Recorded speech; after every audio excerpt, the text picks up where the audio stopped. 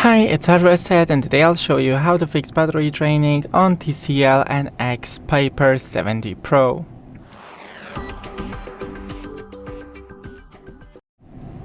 First, go into the settings and then find the battery.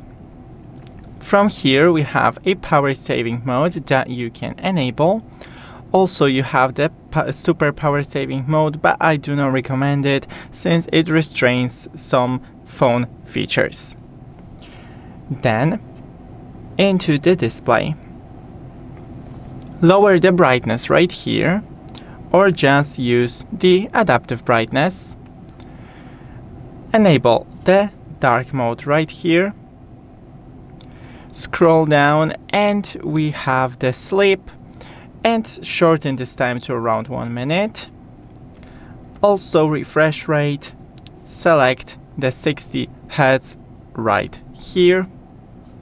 Now scroll from the top and disable every feature you're not currently using, for example, a location, Wi-Fi or a Bluetooth.